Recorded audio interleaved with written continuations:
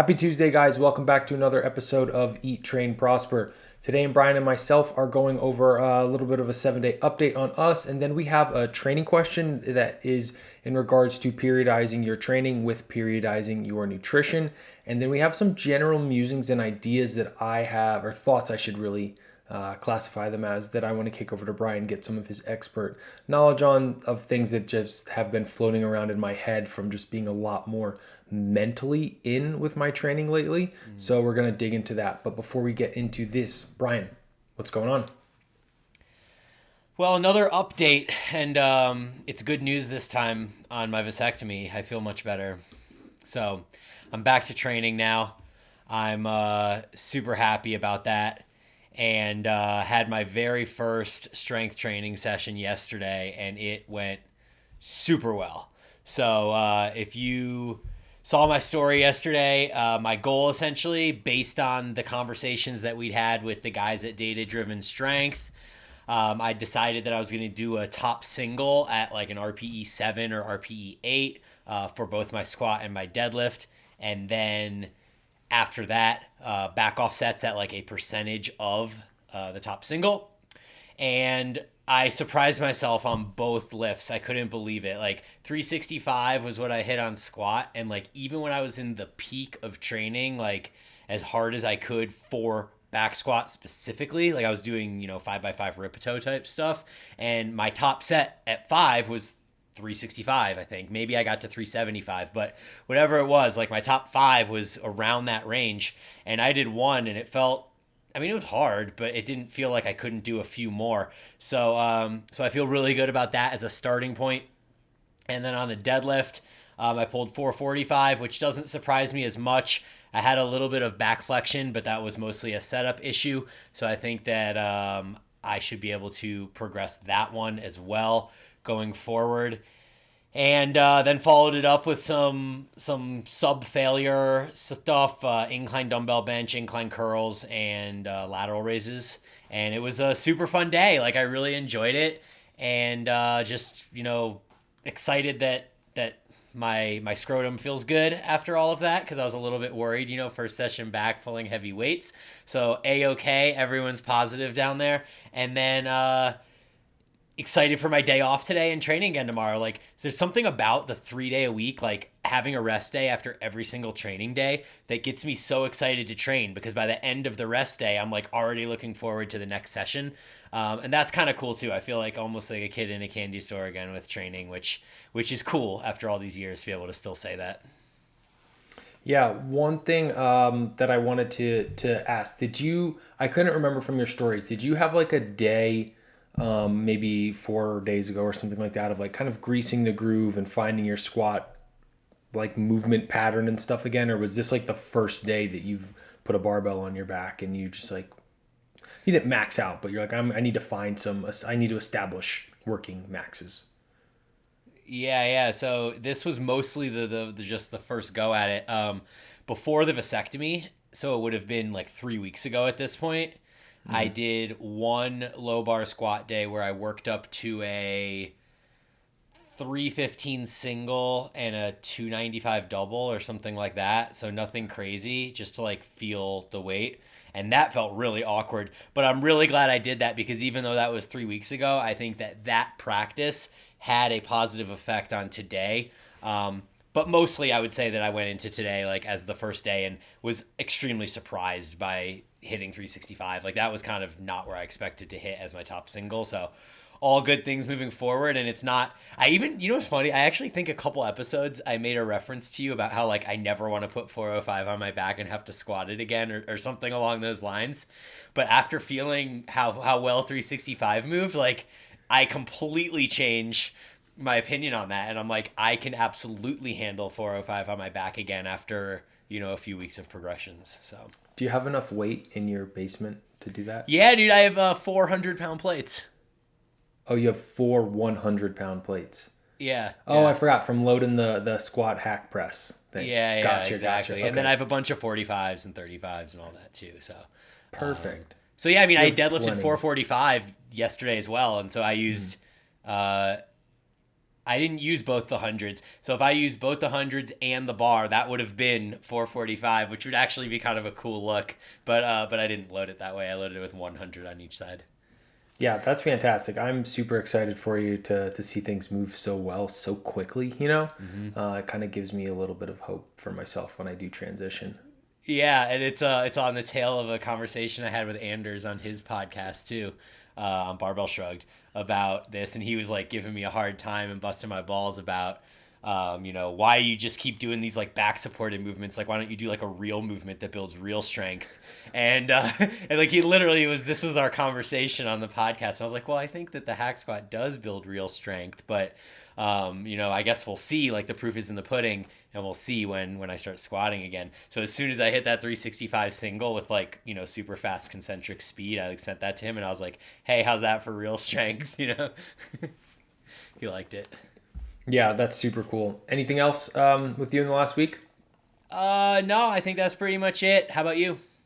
Real quick before I talk about me, have you Yeah. transitioned back into your kind of subjective satiety, underfed, overfed tracking mechanism? Yeah, I said last week that it was going to be last week that I did it, but it wasn't. It ended up being this week. So it was yesterday and today. I've been doing well with it. My body weight is up to 190 this morning, and that's 190, 191, something like that is like going to be the highest point that it's going to see, and then it should drop 3 or 4 pounds at a minimum, just from following this satiety based protocol. I had a couple gatherings with friends of Bryson's, or parents friends of Bryson's or whatever, and so I was drinking beer and we had like a cookout and like the whole thing. So 3 weeks, I had 3 weeks of this, Straker, of not being smart and not reversing properly.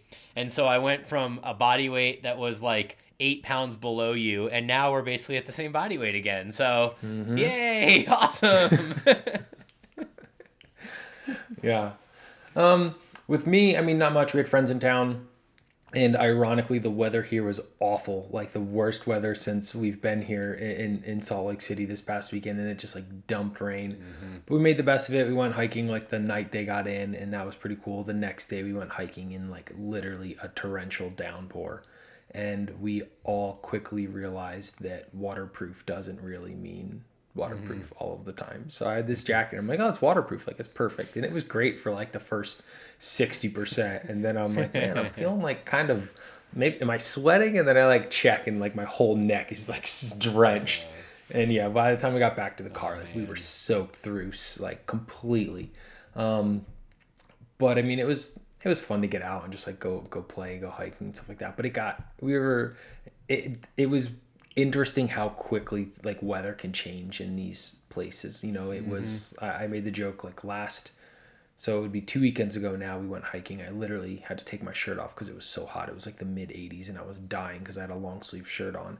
And then literally that was on Sunday. 6 days later, we went hiking and it was in the 30s. And I was like triple layered up, like beanie. And I was like, my hands were like numb, like frozen type thing. And I'm like, it was 6 days. Like, that's it. So it was pretty cool having friends in town. One thing that I thought was really, really cool is with, my position with nutrition and how I basically live my life. Same thing with Jenny, my girlfriend. We kind of like will rub off on our friends a little bit. So like friends came into town, we went out to eat a couple times, and where we went out to eat, we got Afghani food one night. Then we got Vietnamese the next night. We did a Lebanese restaurant, and then Thai.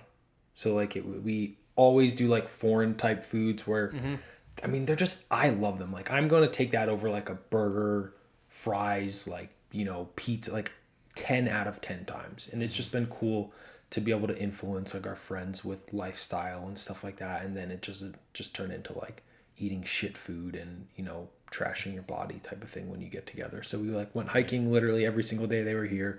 We only ate like healthy foods, and it was really cool and had some really awesome conversations as well. So, I mean, that was the big change or update for me.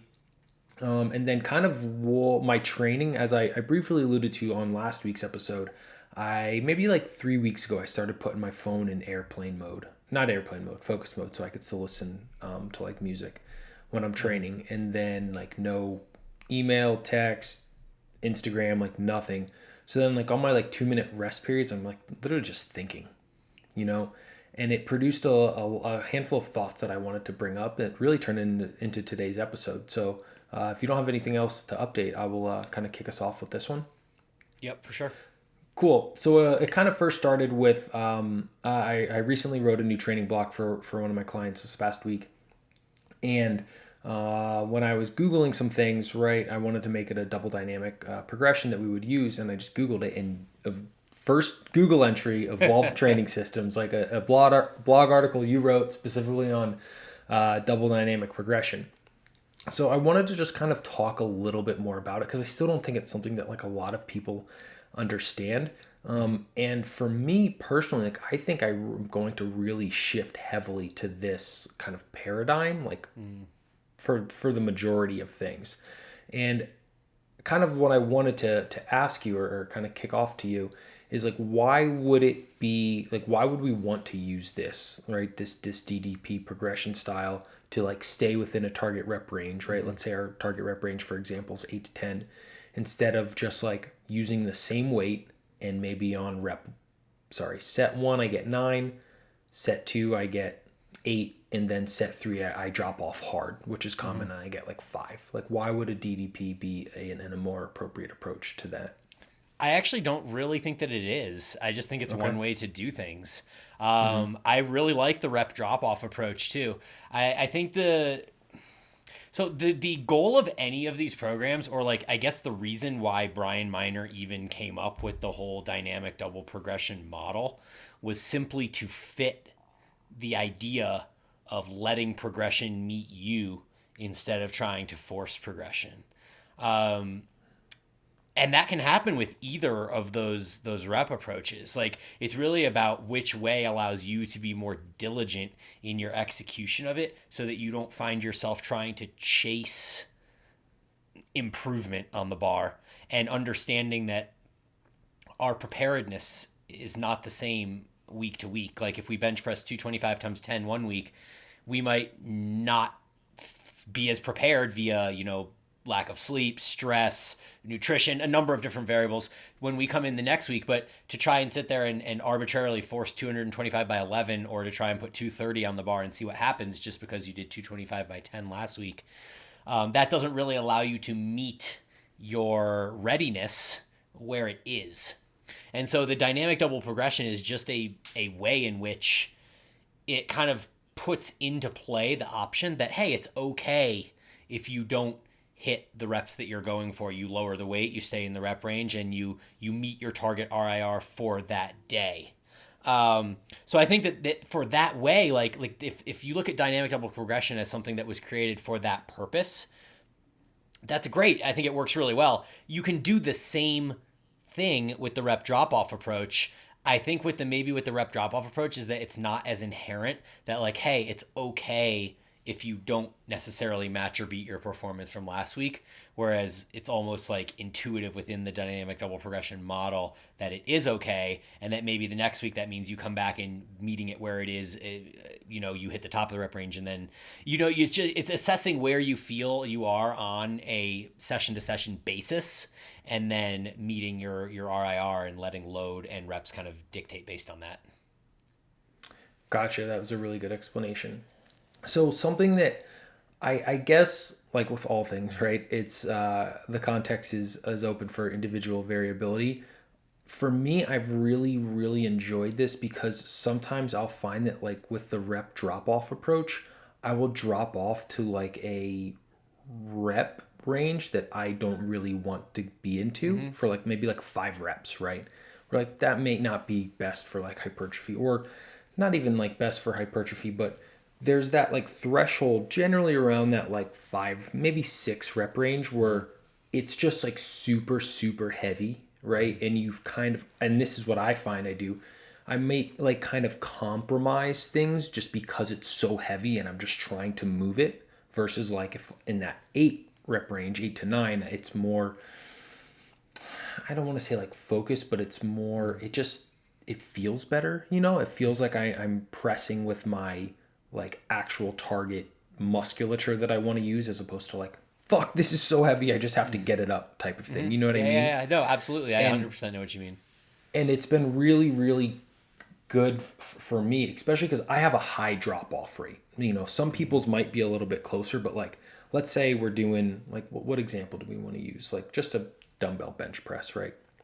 Simple. With like, let's say I have 80 pounds, I might be able to do like 14 reps on set one. By set three, I'm probably at 8. Like, and that's damn near half type of thing. Where what I'd really like to do is like, let's say the target rep range is 12. On rep or set one, I'm like, hey, I know I'm going to be able to perform. I'm going to bump up to like the 85s here.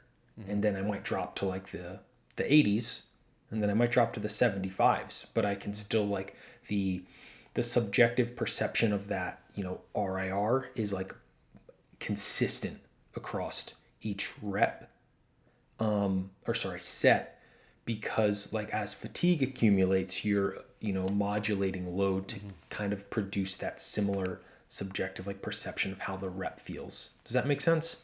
Yeah, yeah, totally. I think just as like a tangent that there's going to be more rep drop off from higher rep sets. So when you play 14 of something, it's going to drop off more than if you started at like 8, and then it might go like 7, then 6, instead of like 14, then 11, then 9 or something like that. And a lot of that is like metabolite accruement and things like that. Secondarily, you take short rests between sets. So I think you would mitigate some of that drop off if you took like 3 to 4 minutes between sets instead of 2. And this is something that this is a second point I wanted to And I have third, to talk about. you also use an example of a dumbbell bench press, which is limited by the triceps usually, which is an extremely fast twitch muscle. So I think for all of those reasons, that was an interesting example. I just think important to point out to the listener that rep drop off does depend on those kind of variables. But back to the point of kind of what you were saying is that I 100% agree. Like, so what I should have qualified in the beginning when I said the rep drop off model is totally fine as well is that there is a point where they're dropping too low. Like if you start with 15 and drop to 8, I think that's fine. Like I think if you prefer that model and you don't want to do the dynamic double progression, then 15 to 8 is a fine drop off over 3 to 4 sets.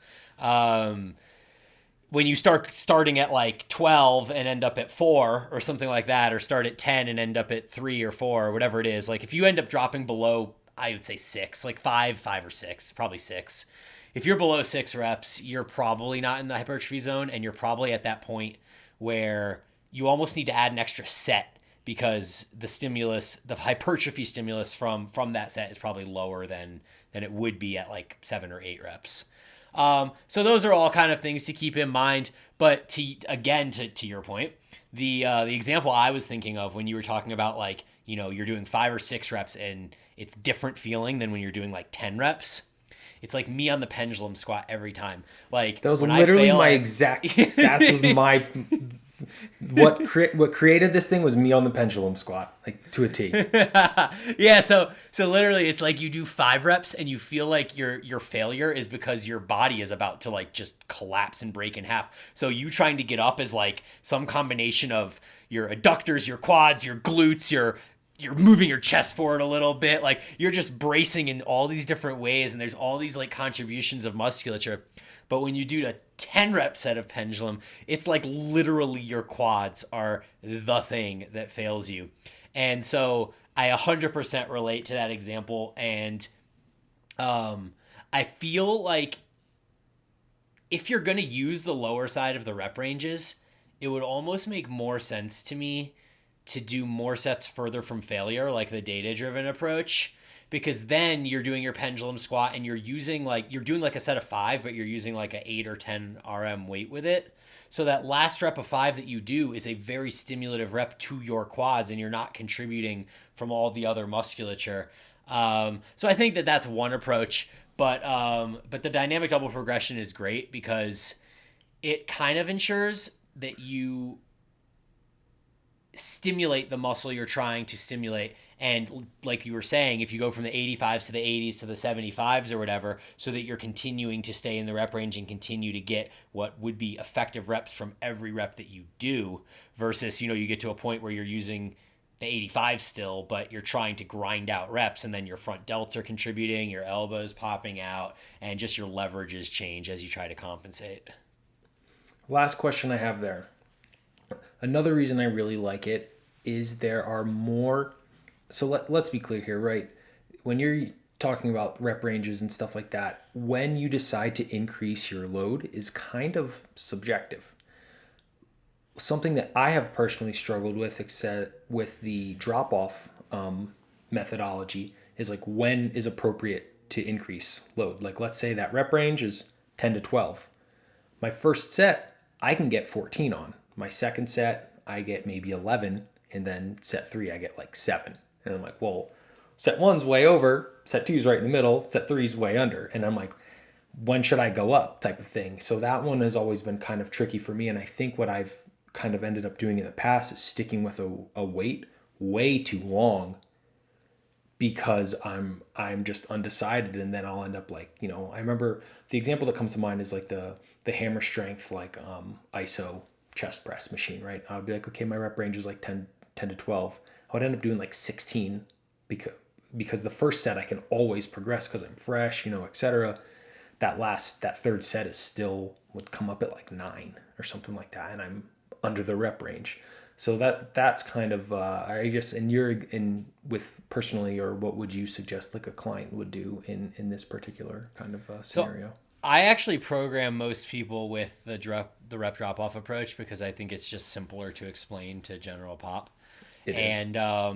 And I always program with wide rep ranges. So you'll see me program 6 to 15 or 8 to 20, 8 to 15, 10 to 20, things like that. And so my progression is basically when your top set hits the top of the rep range, you increase weight on all sets. So like if you hit 15 and you end at 8, great, you're increasing next week because your first set hit 15. Perfect. Yeah, so I think that that's the simplest way to do it, and it gives you at least something to shoot for. And the cool thing about that is that you get to shoot for it on your first set when you're freshest, so you kind of get like a consistent metric of whether improvement is happening or not. Okay, cool. Anything else you want to add on this one before I kind of Nah, shift a that's little good. bit? Yeah, go for it. Okay, cool. So this stemmed from my workouts this week. So I wanted to kind of just get your thoughts or ideas around rearranging the exercise order of a program to give greater rest between the same body part. For example, right now I'm doing an upper lower split. So I'm training like pretty much my entire upper body on one day. The way that the program is written, or the way that many are, it would be like let's say this one's chest focused. So we have like 3 chest exercises, and then we have like some shoulder exercises, maybe like 1 back exercise, and like a tricep. So yesterday I was like, you know what? I'm going to split things up, and I'm just going to move by my primaries, or my biggest. So instead of doing my 3 chest exercises in a row, I'm going to do like the first chest, and then I'm going to go to my vertical back pulling. Then I'm going to go to my shoulder, like my first shoulder. So I was like taking my top my top movement for each body part, except for triceps. Those I obviously, or I did last, but I went a chest movement, I did a back movement, I did a shoulder movement. Then I did, I think my second back movement, a second chest, and then the second shoulder. And what I found is that like just by separating my 2 chest exercises by, I don't know, maybe another 20, 30 minutes, I was able to like perform much better on that secondary chest exercise, which of course makes sense because we have more rest in between. Do you think that there is maybe any hypertrophic benefit to doing something like this because I can move more load at higher rep ranges just by separating it? Or do you think that it may be a wash because of, we know that metabolite buildup and those sorts of things has some contributing factor to hypertrophy? And just what are your thoughts on this in general? Good question. Yeah. I always program with alternating antagonist muscle groups. I can't even unless the goal is metabolite effect. So in a metabolite cycle, like I would do it purposefully to create metabolites within a region and then kind of move on to the next region. But yeah, I would say 90% of the time my programming looks like alternating, like you described. Yeah, I would say even in my own programming, it's that as well. And the way for myself, I do it almost as a time saver because, like, I know I want to rest 4 minutes between sets of chest. So I'll go, oh, you're talking about alternating exercises. So, yeah. So I guess there's multiple different ways you can do this. Sometimes I alternate sets of each. Like, if I want longer rest, is where I was going with that. So I would do like a set of chest, rest 2 minutes, a set of back, rest 2 minutes. Then I have 4 minutes before I have to do my chest again. But what you were saying is literally the same idea. It's like I smash chest, I hit my 3 sets of bench or whatever, and then I give myself 20 minutes while I go do some back, and then I'm back to like doing flies or whatever it is, and then I do my rows. And that too, like, yeah, I would say that's usually how I program for others. For myself, I generally alternate actual sets.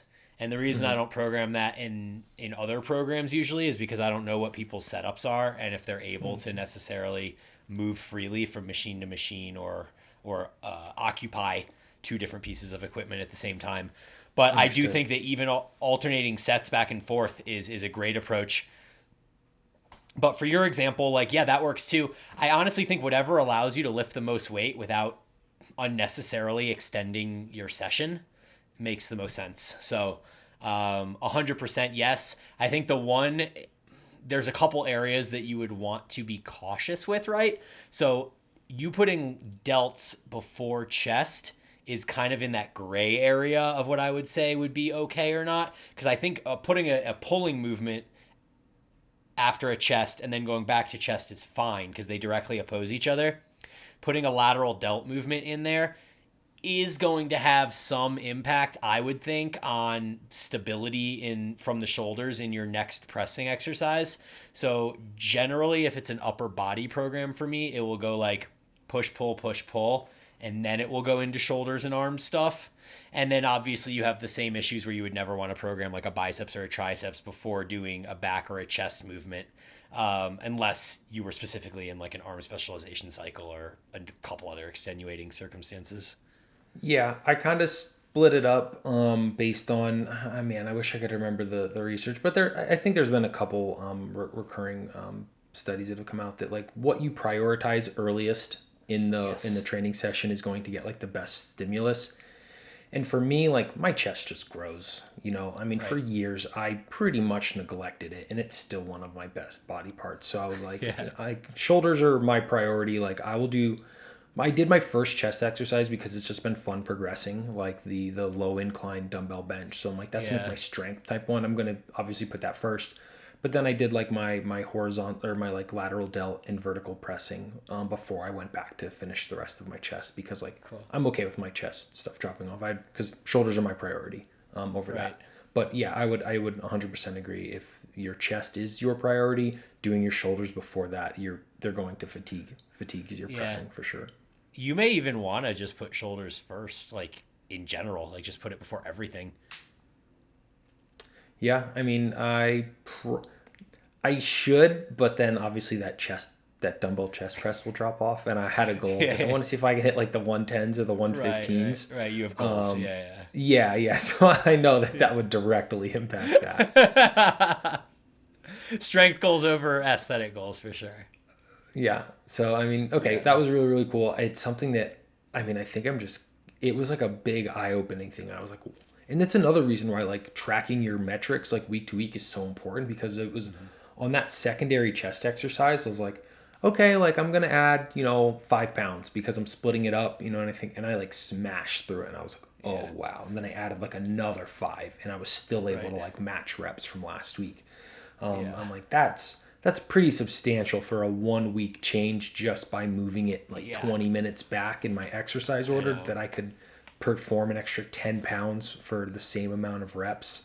So Yeah. it's like, this is something I want to talk to Bryan about tomorrow. So it was pretty cool. I noticed the same thing too because I always did incline dumbbell press first, and then throughout my whole cut, I was doing dumbbell fly press, and then going into dumbbell incline press. And because I was carrying that fatigue from the dumbbell fly press into the incline press, I was using 15 pounds less for the same reps that I was using when I was doing the dumbbell press first. And that's even with alternating back and forth with the pull downs.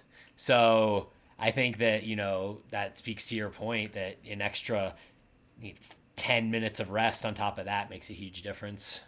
Cool.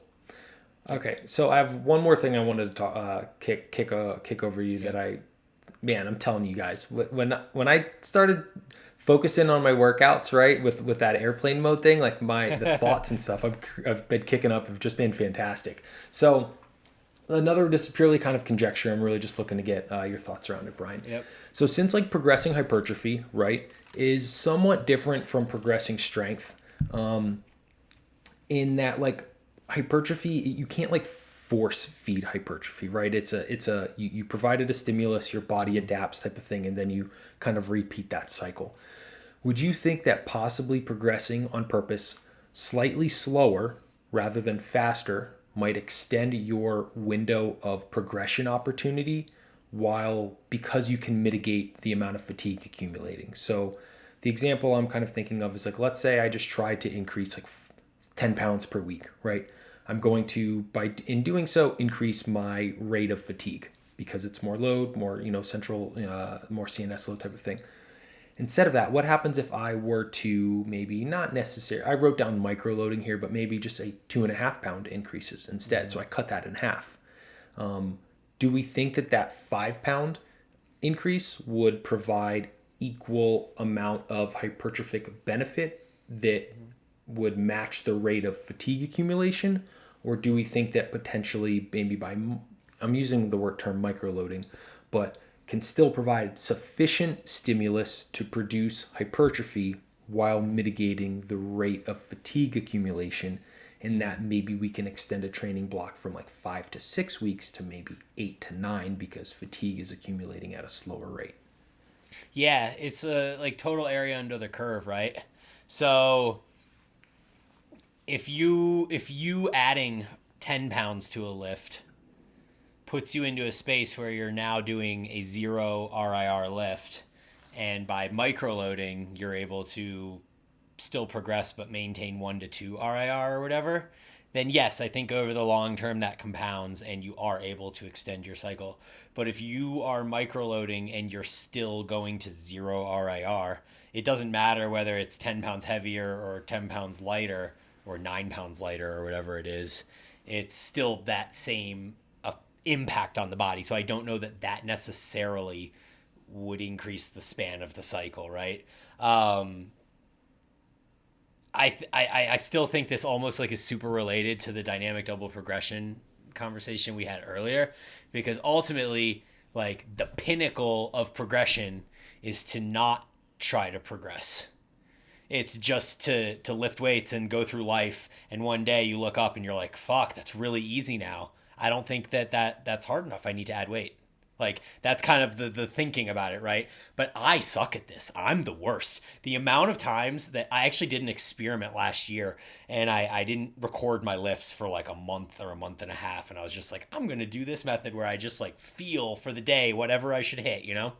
And like, what happened was it starts feeling really hard, like almost immediately. Like you get to 4 RIR and you're like, whoa, this is hard, right? And then if you don't have a number you're shooting for, it's really easy to convince yourself in the middle of a set of leg extensions or hack squats that, 9 is good. I don't need 10, or 10 is good. I don't need 11, or whatever it is. And so, yes, in a perfect world, if you were a robot and you could just work to what is 1 or 2 RIR every single session and be blind to whether you have to progress or not, then I think that is the pinnacle of what you want to achieve. Like that would be awesome. I would be so jealous of anybody that could be like, yeah, I just like, go in, do my thing, and then I record my stuff afterwards. And 90% of the time I progressed. I don't know how it happened. It just happened. Like that doesn't happen though, right? So for Mm-hmm. me, like, I love micro loading, and I don't even think 2.5 pounds is small enough, because No. 2.5 pounds you're gonna butt up against failure really quickly, like depending on the lift. 2.5 pounds might be a good number when you're lifting 500 on a leg press, and then you go up Yeah. 2.5, and then you go up 2.5 or whatever. But 2.5 pounds on, like, I mean, a lateral raise would be absurd, but like 2.5 even on a bench press, if you're bench pressing 200 and you go to 202.5, that's a much bigger increase than it is against 500 pounds. So I really like the idea of loading 0.5 to 1% of the lift each week. And I just kind of do that endlessly until I reach a point where I'm like, man, fatigue's really high. I'm really struggling to match reps and I don't feel recovered. And like, I can usually make my times now last, 7 to 10 weeks to your point. Whereas before, when I was following more of that like Israelian approach, where I was adding 5 pounds every week, no matter what, I would butt up against the need for a deload after 4 or 5 weeks, like clockwork. Yeah, cool. So to kind of boil that down, and I will try and boil it down for myself, and then hopefully I do a sufficient job for the listeners as well, is obviously the micro loading, right? Grabbing some change plates, which are actually pretty cheap, which they should be because they weigh nothing pretty much, Right. of course. And then assuming that in micro loading, you can consistently match your RIR from the previous week while increasing load a little bit. So we don't want to increase load at the expense of going to failure now, because that is obviously going to dramatically increase your fatigue. You can potentially extend your block for maybe an extra 3 or 4 weeks or something like that, thus hopefully producing a little bit more hypertrophic stimulus and extending that, compounding over time, and can get hopefully a little bit more gains out of that. Yeah, for sure. And then I think that even if like, I guess it depends where you train, but say you're training at 1 to 2 RIR and then you have a week where you end up butting up against failure. I don't even think that that's the end of the world, because we know that preparedness changes day to day. Like if you're following the dynamic double progression model, then yes, I think that you would in fact want to be like, okay, I lost a rep from last week and it is what it is, and I'll get that rep back next week, right? I think in the microloading model, and what I've found successful for myself, is I really do just try to match reps every week. So I look at my logbook. I'm like, okay, I got 10 last week. I'm going to add 1 pound and I'm going to get 10 again. And if that butts me up against failure, I'm okay with that, because I know that preparedness changes week to week. If that happens a second week in a row, I'm raising my eyebrows and I'm like, okay, I hit failure twice. But usually what will happen, unless I really do need a deload, is that by the second or third week, I'll hit the same reps again, but I'll be back to being 1 to 2 reps shy of failure, because my preparedness improved and I felt better going into it, et cetera, et cetera. So I'm not scared of butting up against failure, but I just think that you look at that with an eyebrow raised and you're like, okay, let's see what happens next week. And if I keep butting up against failure, then maybe it's time for a deload. Yeah, that was a really good point to bring up, is because especially that preparedness changes with myriad of factors outside of the gym. Yeah. Cool. I mean, that's all I had from those kind of musings of my brain last night in the gym, but those were fantastic. No, keep them coming, because I feel like these make for really good podcast episodes, because they're kind of like discussions. They're things that are really happening with somebody in a real training environment, that are like real thoughts that are impacting your training throughout that time. So keep staying on airplane mode and let's keep having these conversations. Yeah. Do you want to handle this question that came into you via DM? Yeah, totally. So this was actually a topic of conversation in the Paragon group. And so our moderator, who is super rad, Erin, she was like, hey, you guys should talk about this on the podcast, because, everyone was really curious about it and it was a very interesting topic. She's like, let's talk about it long form and kind of get some insight into this. So basically the general question was the periodization of nutrition with the periodization of training. Should we cut during a strength cycle or cut during a hypertrophy cycle? What are the pros and cons of bulking or cutting during strength or hypertrophy cycles? Cool. So I do have a number of thoughts on this. And I think that some of my thoughts on this matter are actually influenced recently by our boys, Zach and Josh at Data Driven Strength. So one of the things that they kind of mentioned in passing on the cycle was on the podcast, was in relation to this idea. So essentially what my belief system is, influenced by their input, is that weight maintenance is best during a strength phase. You don't want to go up too much. You don't want to go down too much. You definitely don't want to be decreasing body weight, because you're then going to lose muscle because you're not training in hypertrophic rep ranges, and you're going to see performance decrease more than likely if you're lifting sets of 1, 2, and 3 in a strength phase. Not to mention, you don't have the nutrition backing to support you being in a strength phase and lifting really heavy weights. So I think the prevalence of injury would increase if you're lifting 1s, 2s, and 3s in a deficit as well. So the worst thing of all of these is to be in a deficit during a strength phase. Don't do that. Weight maintenance is best during a strength phase, but why wouldn't it be best, in my opinion, to be gaining weight in a strength phase? Because the reality is that if you gain weight in a strength phase, your strength will go up. So that's part of the reason that I don't like you gaining in a strength phase, because then your strength progress is almost like a facade. It's a result of the fact that mass moves mass. So I don't even know that you can be confident that those strength gains are yours to keep. They might just be a factor of you being in a mass. They might not be. You may have actually gained strength, but in the desire to have better diagnostics, I think that being weight maintenance in the strength phase is best so that you can ensure that that your strength is yours. And also the fact that the data-driven guys brought up is that you don't want your leverages changing, or the way that you feel squishy under a bar or on a bench or any of these things, that if you're gaining weight in a strength phase, this will change the number of belt holes you have to use. It'll change the way you set up for a deadlift, or how far the bar moves in your bench press. Like, 20 pounds on your body can make your bench press an inch smaller range of motion. So again, this could change the strength inputs that you're getting. You're like, oh, my bench is increasing. This is amazing. Well, you're actually just not using as much range of motion because you now weigh more. So that would be kind of my general thoughts on the strength phase, which leaves us the hypertrophy phase. And I think that the hypertrophy phase should just be titled the body recomposition phase, because whether you want to gain weight or lose weight, the hypertrophy phase is your friend. You can build muscle in a surplus. Yes, you'll gain a little fat too, but that's okay.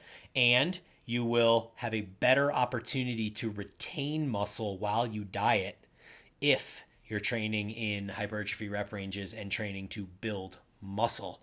You will retain more muscle. So I really think that it is just the perfect time for intentional altering of body weight. Be in a hypertrophy phase, gain weight, lose weight, etc., etc. Those are kind of my views on the matter. What do you think, Straker? I mean, I could not agree any more with everything you said. I mean, you Cool. really, really hit the nail on the head. The one thing I guess I will share slightly is with the changing body weight north in a strength phase. Mm-hmm. I think if you're talking about like a larger change, yes, that has much more applicability. But I mean, let's say you're putting on like 3 pounds. Do we say like, hey, I want to gain 3 pounds? Should I not go through a strength phase? I'm not super convinced that might be very practical, but like the number you put out is 20 pounds. Like, I think, yeah, 100%. Going to change your levers. You're going to be stronger because you have 20 more pounds. I think, maybe 4 to 5 and under, it has lesser applicability. Especially because, like, let's face it, gaining muscle is not easy, right? And let's say like, okay, I'm going to do an 8-week hypertrophy block now. Like, let's say you're a power lifter and you're like, I'm going to do an 8-week hypertrophy block. Realistically, how much muscle are we building in those 8 weeks that you will keep, if your weight comes back down or something? It's minimal. It's a long game. So I definitely don't want to influence anyone to be like, okay, I'm in a strength block. I need to make sure my weight doesn't go up type of deal. But obviously within reason, maybe 4 to 5 pounds or something like that if you're trying to stay pretty close in terms of like an apples to apples comparison. Yeah, maybe weight maintenance is like the wrong phrase to use. Like maybe even like gaintaining or main gaining would be the Yeah. right term, because you don't want to risk being in a deficit. Like that would be really, really the wrong idea, like I said in the beginning. So just in the way of making sure that you don't err on the side of being below maintenance, you probably want to be slightly above maintenance. So I don't think you need to be neurotic about like, oh my God, I gained a couple pounds. Like my strength phase is ruined now. Or like, are these gains even mine? Like you don't need to worry about that. Like I do think, you like Aaron said, 3 to 5 pounds over a strength phase, a number of 3 months, like say you gain a pound a month or something like that.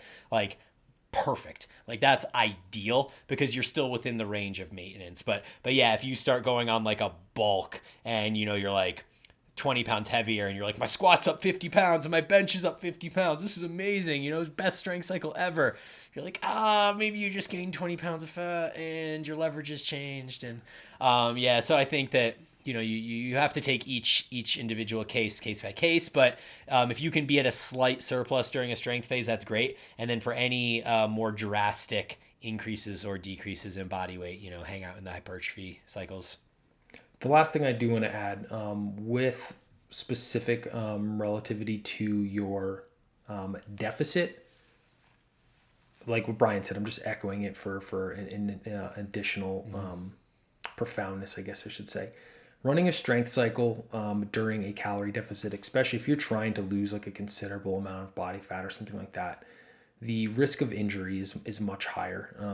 And that is something I generally would 100% try and steer people away from. You are literally in controlled starvation, purposefully giving your body less than it needs so that it will catabolize its own tissue for an energy substrate, right? Your micronutrients are generally down, your recovery capacity is down. Like, be careful if you're doing these things, especially at maximal loads and like the 1 to 3 rep range type thing. There is some research, I have seen it. It was years ago. I wish I would have thought about it before the episode, but I believe there's research on this as well for the prevalence of injury in periods of underfeeding. So just know that. And then like Bryan said, like just those hypertrophic rep ranges of, are we realistically going to be adding muscle in a calorie deficit? Probably not, but just those repeated bouts of that stimulation to the target musculature will help you retain as much muscle mass as you possibly can while you're going through your calorie deficit, which is literally the name of the game. Yep. Yeah, for sure. So that would be like, that's my answer to the strength and hypertrophy cutting bulking thing. And I'm glad that we have content now. So when people ask about it, we can be like, just fast forward to minute 38 of this episode and there you have it. Yep. Perfect. Anything else from you, Bryan, before we wrap this one up? No, man. That was awesome. It was short, but I think it was productive. Cool. Yep. So as always, guys, thank you for turning into this episode of Eat, Train, Prosper. And Bryan and I will talk to you next week.